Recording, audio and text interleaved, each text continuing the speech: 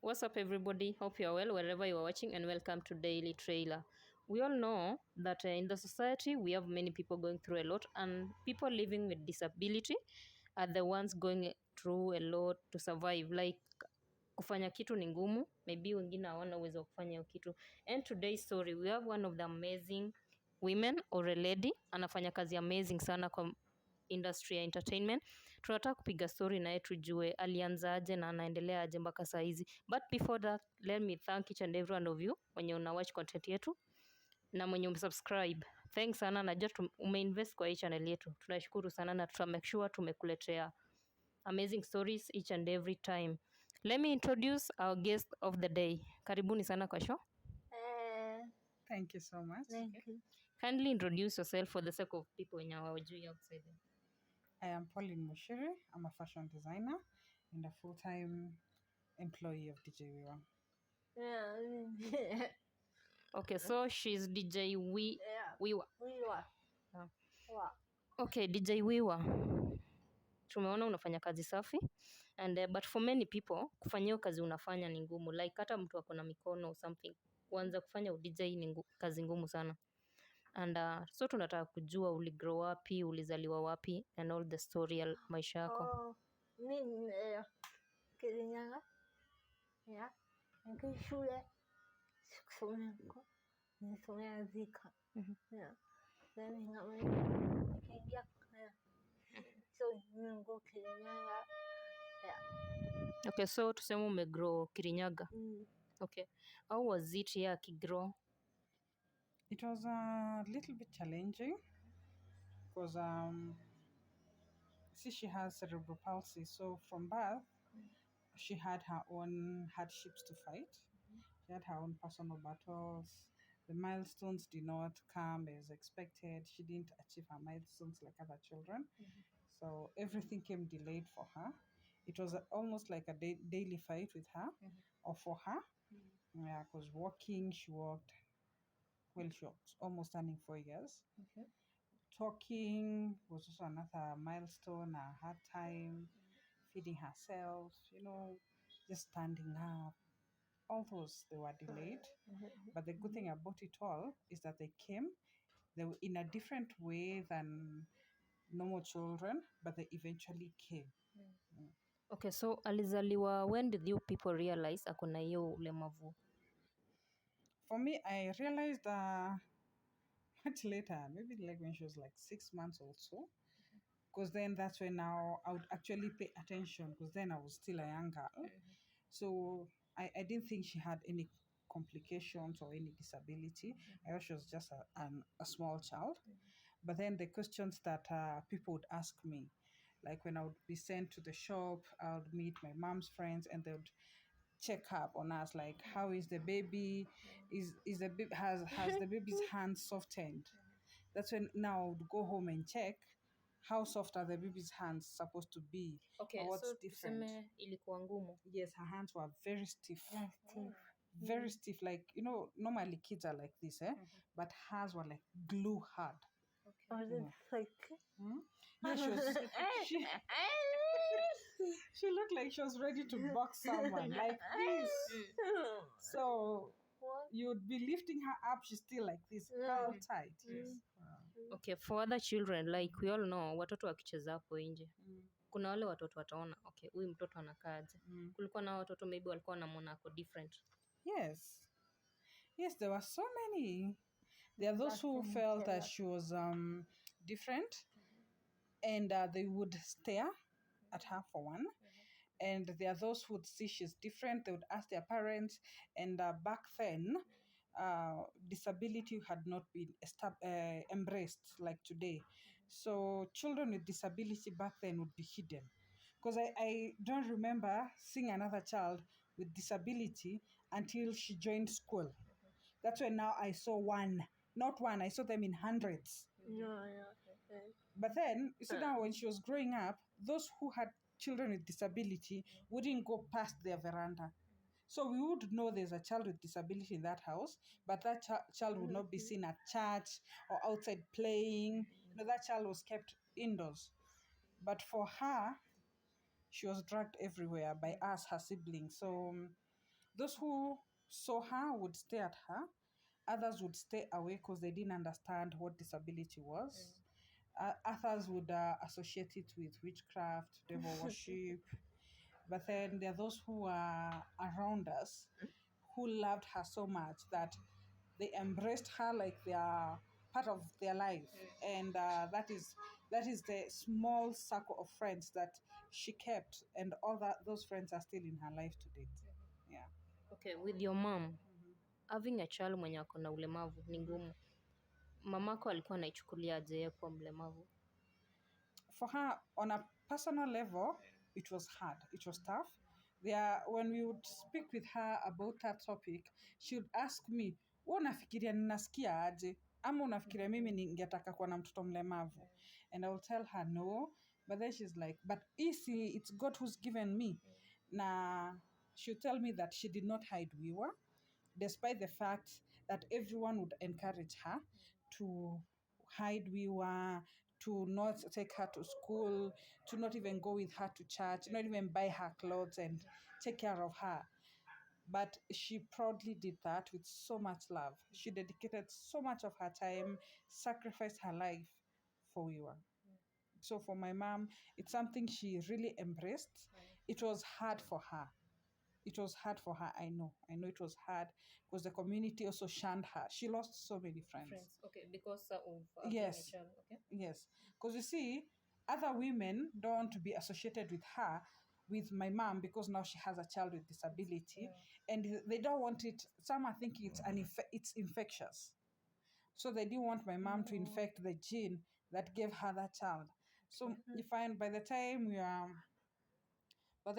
I was like 10 years, my mom had like a handful of her friends would not even go to number 5. She had very few friends. So she would not be accepted in chamas when my sister was young, chat groups, no. She wouldn't fit in because she would bring my sister along, and that is something that people are not willing to embrace. Yes. Okay, WIWA, how was it? Wewe mwenyewe ulikuwa unafilaje hizo time ukigrow? Sikujua. Okay, ni lini ulikuja ukakamba ukarealize you are different maybe from other people? Nilikuwa 10 years. Yeah, nilikuwa 10 years. Yeah. Okay, ulikuwa 10 years ukakuja kurealize like kuna we maybe wale mabeshte zako maybe waliwahi kuambia kitu like we ni mlemavu or something? Walikuwa poa, then walikuwa so walikuwa poa, tulicheza na wao, tulifanya vitu vingi na wao. Okay, so it when she was growing up, she didn't know she has a disability. Okay. Us, we didn't know she had a disability. So we didn't, no, it's not that we didn't tell you had a disability. We didn't know you had a disability. Because those of us who are in school knew mlemavu ni kiwete. She has both feet. Ni kipofu, akona macho. Ni kiziwi, anasikia. You get? Ni kibogoyo, akona mimi. Ni bubu. You see? So we didn't know there's such a class of disability. So what we thought is that she's just a slow child. And she's just maybe she's hard to understand, something like that. So we kept teaching her everything we were doing. If it's running, we would try to teach her. Bathing, talking, eating, we will try to teach her. Seriously, like even rough treatment, we will try it. Like there's a time she would be drooling all the time because she couldn't close her mouth. And we would literally hold her lips together. So that afunge mdomo. Yes, because we are trying to teach her. We are feeling this is our little project. This is one student we are all willing to teach, and we are happy to. And also now you see, we've not seen anyone with such kind of who is in her way. So we didn't think it's a disability. She didn't think it's also a disability. Yes. So mwenyewe pia aligrow akijua tu ako sawa. Yes. Okay, hii time yote amegrow, then alianza aje sasa akaenda shule? Nilia, yeah. No, nilikuwa 7 years. 7. Yeah. Because kila mse alikuwa shule. Mimi ndio sikuwa shule. So nikalia. Yeah. So ulilia ukitaka uende shule? Yeah. Siku yake shule. Okay. How was it here akienda shule all that time akiwa shuleni? It was nice for her. She loved school from the get-go. You see, now she was not forced to go to school. She actually cried to go to school. She wanted to join school because her older sister, now the sister between us, was in school, and that was like her best friend. And our neighbor's kid was also in school. So there was no one to play with during the day. And she was like, we're almost the same size. And she's seeing smaller children than her going to school. So why is she not going to school? You get, eh? So that's what happened. Okay. How was it WIWA ukiwa shuleni na wanafunzi wengine? Shule ilikuwa poa. Si kuanzia shule ya walemavu, nianzia shule ya kawaida. So ilikuwa poa sana. Walikuwa wananisaidia. Ilikuwa poa. Na nilikuwa shule. Okay, so alienda tu shule ya watu wa kawaida? Yeah. Yes. Okay. She started school in a normal school. And then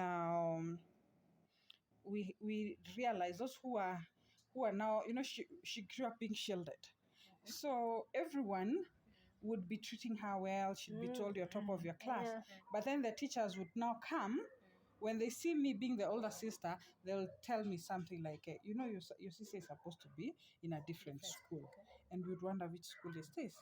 And then now one day there was an assessment by the government that was having children with disability assessed so they can be placed in the right institutions. And I was sent to take her for assessment. My mom also had to go and have her assessed. And she was now placed by the government at Joytown.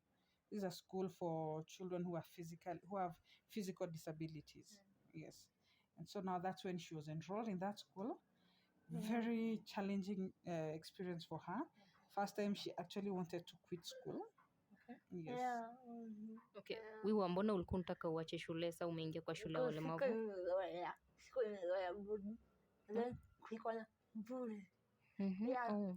I was bullied. Okay, wanafunzi wengine walemavu walikuwa na Yeah, sana. Yeah. Sijazoea. But why? But junajua shule walemavu, so I think they are one family whereby nafaa kukuwe na hiyo that love. Lakini unaona wewe ukikuja huko unimpuli. Tutakuwa taka lakini wewe kawaida. Okay. So how was it maybe for you people mkijua shule yako saizi hayuko sawa, like unasumbuliwa na wanafunzi wengine? So we actually didn't know she was being bullied. Me don't know. Yes, because now when first time, see now we've taken her to school, and we've previously been told that in this school they'll be taught how just the basic life skills. They'll be taught how to do things for themselves, be a little bit independent. And then now we've also been told there'll be matrons there to be assisting them. So we are at home, me I'm off at school, my parents are at home, they're comfortable. Then school closes and my sister is black, blue, green, red, everywhere. She has so much dirt, she's practically discolored. Jia kutooga or something. Yes, okay. You see, in the school, it turns out the matrons don't care. Oh no. Unaingia sabi na sabi niko class. So sitaoga. Unaenda sabi ndio class inaisha. So sitaoshwa. So kwa ukikosa kwenda class utachapwa. So unaona baba ya kosho. Better uingie tu class hivyo. Okay. So alikaa kwa hiyo shule maybe for how long ama alimalizia tu hiyo? So you see now when she came home, see she's that dirty. I get a brush, a stone, a sack, and water. I think I had like 2 buckets of water. I was ready to wash her and scrub her clean. And now she explained her problem, why she wasn't getting someone to bathe her. You see, the matrons report to work at 8, leave at 4. So when will she ever get cleaned and kids are supposed to get clean before they go to class or after classes, and the matrons are not there. So those who are in the dormitories with her are the ones she was to rely on to clean her. So now we had to explain it to her. You have to figure out how to wash yourself. If you will be applying soap on the wall and then you scrub yourself on the wall, figure it out. Yes, that one you have to figure it out. Then she also had another problem where she was so hungry. She had lost so much weight. Reason being, you see, she's not finding someone to bathe her. She's also not finding someone to feed her, dress her. You see, all these things, because we were used to doing those things for her. She was practically dependent on someone. Now we've taken her to a school where she's expected to be independent, and she's not able to do these things for herself. And now here is a problem. She's telling her she can't go to school because she won't be able to eat. No one is going to feed her. And me and mom, we actually tell her, if it's food, you can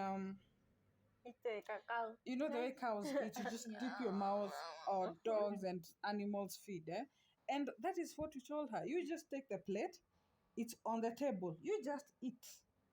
Eventually, so you will be full. That problem is over. Because when you request someone to feed you, they want a portion of your food so that they feed you.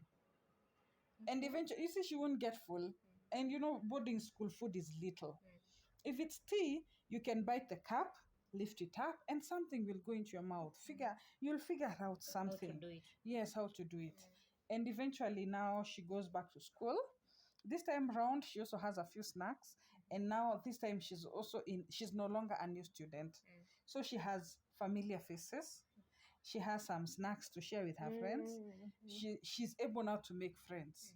So now it was better for her. This time round, she tells us she collected a straw from a dustbin on the ground. On the ground. She cleaned it up. And now so hiyo sasa ikakusaidia like unakunywa maji, okay? So from there alijua aje mambo ya DJ? Ulirealize aje unaweza kuwa DJ? Mamangu aliniambia niko DJ. Why akakwambia ukuwe DJ? Napenda ngoma sana. Kwa mdogo sana. So mimi ngoma tunasikilana. Kaniambia shule nilikuwa college, nilikuwa nafanya tourism. Umesomea tourism pia? Nimesoma. So kaniambia unaweza fanya DJ pia. Kwa tourism kazi ya ofisi. So unaweza fanya kazi ya DJ kwe. Kwa kasubiri. So nikafanya DJ. So ilikuwa aje nyi wenyewe akiwa shule? Juu wazazi wengine wanasema inafika that point whereby mzazi anaona like nime give up, nimechoka, like akae tu home asiende shule. Nini ilikuwa ina wapush like aendelee kusoma?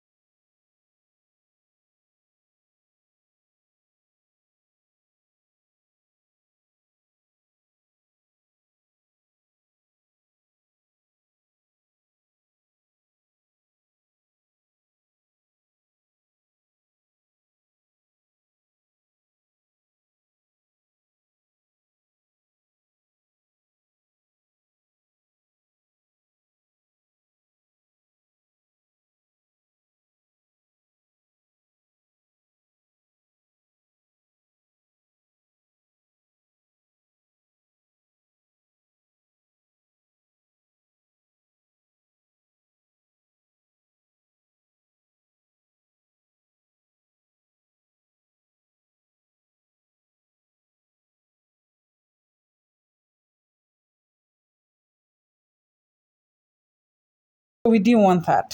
So we were trying to get her to be stable, so that even if now she has to live with me, she's not fully dependent on me. Yes. Hakuna kitu kingine ya kufanya. Yes. Okay. Wiwa, ilikuwa lini like sasa uliamua ingie shule ya DJ ufanye DJ? Ama ulijua mwenyewe ama ulifunzwa? Nilijua naweza kuwa ni 2016. Okay. But nilikuwa shule. So kwanza nikamaliza, nikakuja home, nikaafu. Sasa kwa hiyo DJ, then 2018 nikaingia DJ. Yeah, so nikafanya DJ huku Nairobi. Yeah, and hapo ndio nilianza. Okay, umesema uliaso after shule. Ulikuwa unafanya nini ndio ukasave hiyo pesa ya DJ? Oka. Yeah. Ulikuwa unauza? Earrings, nguo. Yeah, niko nauza. Okay, so wewe mwenyewe hukungoja wazazi watafute pesa kuweke shule, uliamua tu utafute pesa yako. Niambia pesa. Tafuta pesa. So ikabidi umejituma utafute pesa. Yeah, so nikajoin shule 2015 June, nikafanya for 3 months, June, July, August. Yeah, nikimaliza nikatoa link na DJ community. Oh, DJ community. Yeah, community. Yeah. Okay. On deck. So hapo hivyo nikaanza ajamii.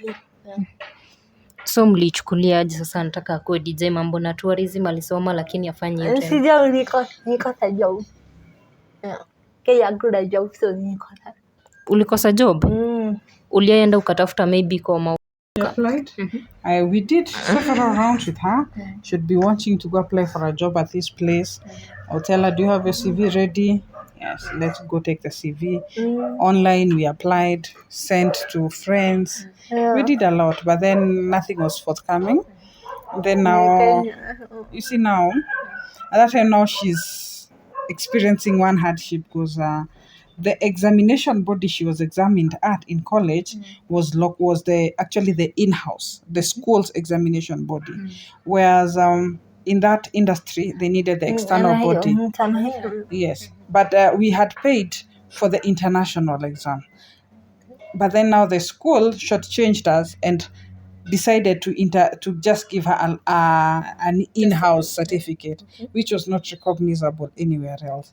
And now we were stuck. We are now back to square one. So we had to actually support her now this time because we felt if she has her own talent or anything that can enable her earn money on her own without depending on an employer, it will give her an edge in the market. Yeah, we figured there are so many weddings, birthday parties happening, flower shows, events, all those. She won't lack someone who will support her. And this will be her money. Well, like, if she can be able to get 1 gig a month, she's okay. Okay, so akaacha sasa story na tourism juu alikosa job and everything. So akakuja udj. Au was it akiingia shule juu I'm very sure ukienda kwanza kutafuta shule like nataka nikuwe DJ na nitakuwa nafanya na miguu. I'm very sure watu wengi watasema hapana tutaweza kufanya hivyo. Siku ya kwanza kuja DJ alikuja akona wheelchair. So nini kwa pili. So wase walikuwa na mimi kidogo. Lakini si sana. Yeah. Nawe mwenyewe ulichukuliaje like sasa unaenda class na unatumia miguu? Ni kwa sawa, ni kishazoea. Kila kitu nafanya miguu. So afu mamangu alikuwa ananipush. Oh, so your mom alikuwa tu anakupush like jikaze. Nikikwambia nataka ndo fanya. Ndo jaribu shule. So niko najiaminia. Okay, hiyo shule alisomea udj au was it kwa mtu mwenye alikuwa anamfunza? Was it hard maybe? No, you see, mostly in Nairobi, you all know Nairobi. Things are tough, Here is someone who is paying you money, and they want you to do this thing for them. People will find a way. So for the teacher, it was actually very interesting. It was a new challenge. From what he was telling me back then, it was a new challenge for him, and it was a plus for him. Because now he has a DJ who is learning to DJ on the feet. And the other students who are approaching the course with, that lackadaisical way. Now they are seeing there's this DJ who is now DJing with their feet and is even passing them. is learning faster than them, and they are doing it with their hands. So she brought his class back to sanity. Okay. All of a sudden, a class that students would be lazily attending, now he would have a full class because now they're being challenged by WIWA. Yes. Okay. All of a sudden now, a few months later, the media is coming to the school because word has traveled. So now that for the teacher it was a plus. Yes, because even before long now he was now going from one media house to another with her. All of a sudden now she's their best student, going everywhere with their logo, you know. So it was a plus for them. Okay. We mwenyewe WIWA, umeifika a place maybe una regret like the way you are? Kwa mlemavu no, niko mdogo lakini siku hizi yeah. What keeps you like unajikaza unafanya hizi vitu zako? Nini hiyo inakumotivate? Unafiki nikile hapo nje kuna mtu ataniambia nikikuona naona mtoto wangu hata nikialia DJ ilikuwa yangu lakini sasa watu wengi hata mtu akona miguu na mikono ananiambia wewe ni inspiration kwangu. Unaona? Saa zingine kwa fua, saa zingine kuna kosa job, saa zingine job inakuja.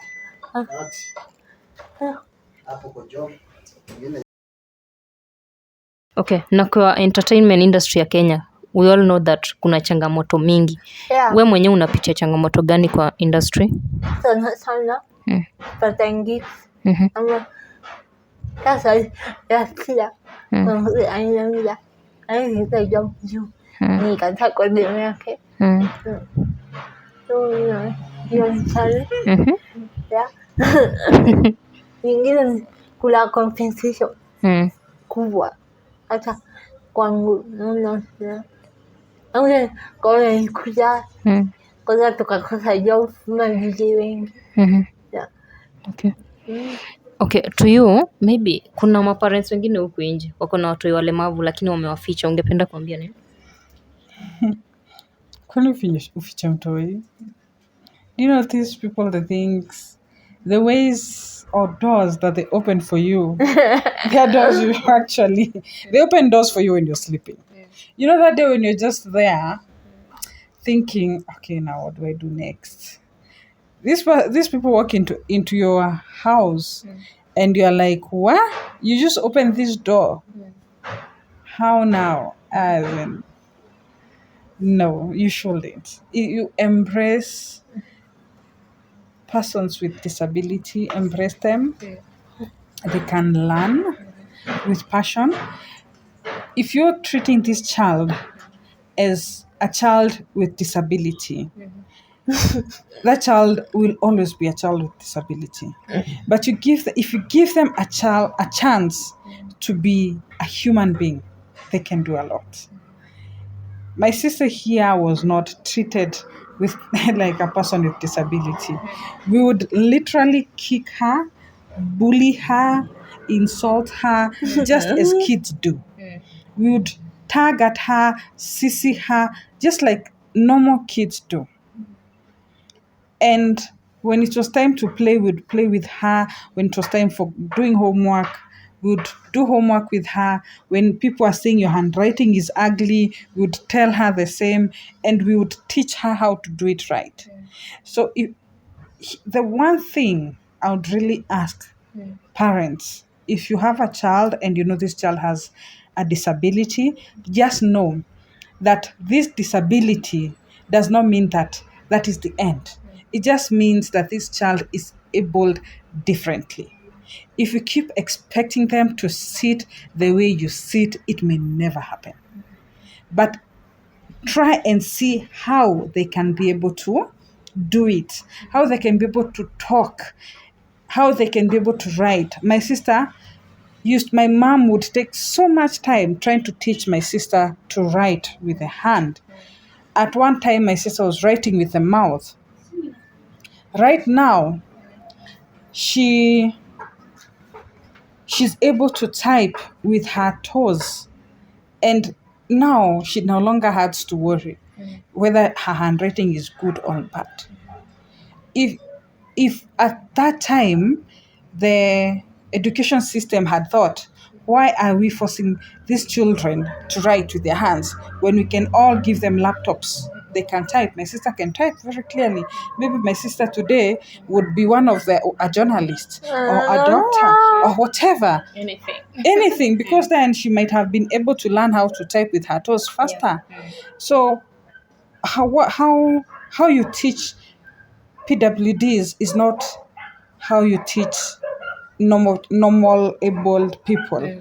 Just approach them in a different kind of way. Show them love. Love, patience, understanding, open hands all the time. It's like every morning when you wake up, you have to renew the love. Yes, you have to renew your love to them, your commitment, your passion, your patience, every single day. And then now they're children like any other child. The way you take time to prepare your child for school, let also children with disability go to school, let them experience life. Yes. Okay, Wiwa. For you now, you are a DJ. Are you okay with the place you are? Ama kama msa angependa kusaidia, unataka msa kusaidia na nini? Kuongeza equipment. Just equipment. Sound. Yeah. Okay. Sasa nikiwa ngiko na nyuma. Using sound for. So the only thing you need ni sound. Sound. Na geek. So kama msa anataka atakupata wapi? Maybe TikTok, YouTube and all that. Social media. Facebook. DJ WIWA. Queen of the Decks. Instagram. WIWA DJ. Twitter. WIWA DJ. TikTok. DJ WIWA. Okay, so WIWA. Na Nicola. Channel yangu unaweza kuangalia ni DJ WIWA Queen of the Decks. Hiyo ni YouTube channel ya. Okay, go and subscribe kwa channel yake. WIWA the DJ. DJ WIWA the Queen of the Decks. Okay. So WIWA msa anataka kupata ufanye kazi naye, anakuambia direct ama unawakanda management? Unaweza anda management. Unaweza pata namba yangu ya biashara.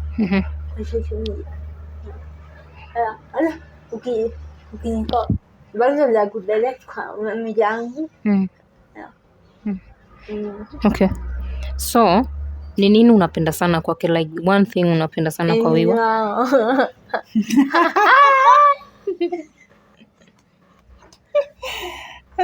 Her determination. Yes, her self-drive, her self-esteem. The way she just believes in herself. The way she goes for her goals. Man, if I had that in life, it's a totally different person. Okay. Anything else maybe unataka kuambia mafans wako WIWA? Mnikie gigs. Niko ya affordable. Then na kuambia wase. Awen ya free. Na ukwe patient. Maisha ina haraka. Usikuwa patient. Siku yako ifika. Okay. Na napenda sana.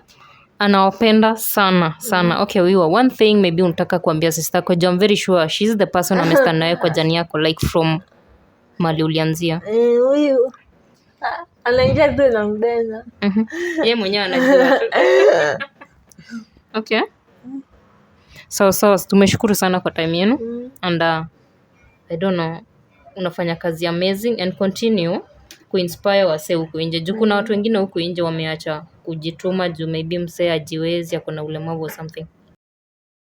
To you, maybe kitu moja mngependa kuambia mafans wa WIWA? Mafans wa WIWA, manze, you're doing a good job. what we can ask, or what I personally ask from you, if you hear about a baby shower, if you hear about a wedding, if you hear about a rorashio, any event, corporate, wedding, NGO, Political? whatever, political, vouch for WIWA. Mpush, and please, usiambie WIWA kupe cut. Yeah, she's struggling a lot just being her. Just give her that chance. Give her that opportunity. Because usipompea hiyo job, nani atampea? Atatoa job ingine wapi? That's all I have. Okay, thanks sana kwa time yenu. And WIWA, continue pushing yourself. Like, unajua tu Kenya hakuna kitu simple. For anybody mwenye uja subscribe kwa channel yake, go to YouTube, search WIWA, the Queen of the Decks, and subscribe kwa channel yake. Unaweza mfollow pia Facebook, Instagram, Twitter, DJ WIWA. TikTok pia. Uko TikTok? Yeah. Okay, unaweza mfollow kwa social media zote. Na kama uja subscribe pia kwa channel yetu, subscribe to Daily Trailer and click the notification bell for more amazing videos, because we are not done trailing. Till next time, bye and stay safe. Amen.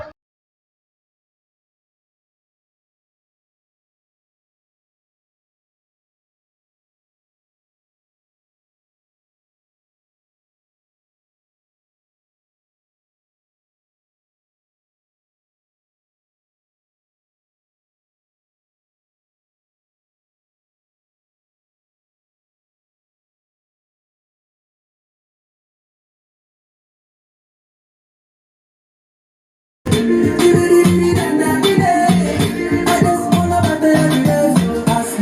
wanna